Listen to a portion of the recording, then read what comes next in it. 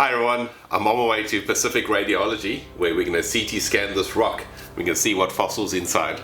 An X-ray gives you a 2D image at the end, where a CT scanner can give you a whole series of images which you can then use to create a 3D object at the end. I'm going to use a free open source program to have a look at these DICOM images.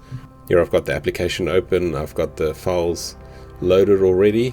It will give you three views: front view, top view, and I think the side view.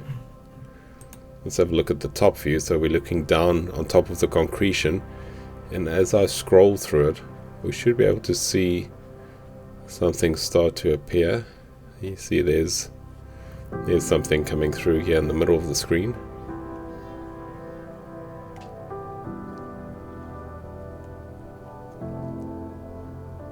There we go. Now we should all be able to see what that is. We've got a claw over here, another claw. Here's the carapace in the middle.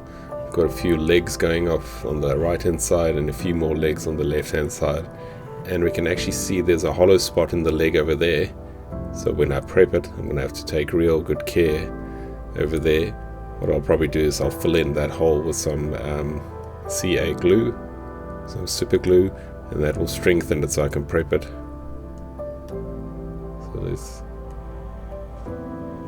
keep going through it. Someone asked whether you can see the organs of the crab still. I'm not sure.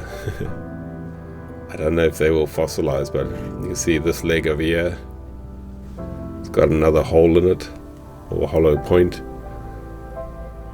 Is it a leg? Might just be a crack actually. Might not be a leg. But yeah, now we're getting down to the belly of the crab. So this is the stomach of the crab over here. And there's the larger claw there. So yeah, that's the right hand claw. That's the larger one. And all the way through. And the cool thing with this is if I go look at the side view, I can see how much rock there is below the crab. And you can actually take a measurement here and see how many millimeters you've got until the crab.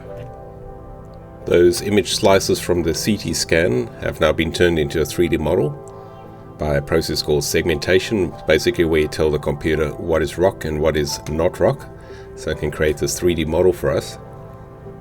And this is our crab over here, and if I go into the edit mode here in Blender, you'll see it's made up of 770,000 little triangles. I've run a check on it to make sure that it's manifold, which means watertight.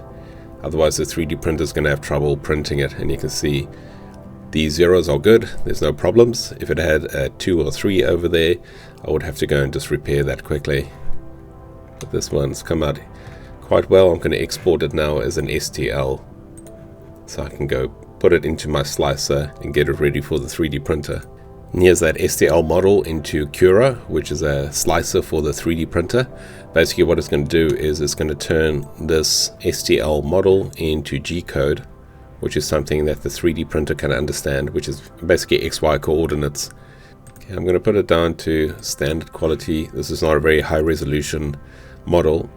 And this is going to take 9 hours 9 minutes, and it's going to be 50 grams of filament.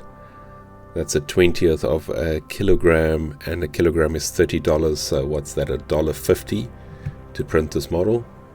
New Zealand, so probably $1 US. Let's preview it. There we go. So the blue is the support structures that it needs to put in place for those overhangs up top there where the claws are, and you can see the red is the model. It's going to be 429 layers, so if we go down you can see that's what it looks like inside. So it does a little bit of an infill to give it strength. I don't need a lot of infill because it's not a structural crab, but if you were printing something structural you'd put a lot more infill in there. Let's go print it, and it should be done in the morning. And here's the 3D printed crab. So that's the exact crab that's inside this concretion over here.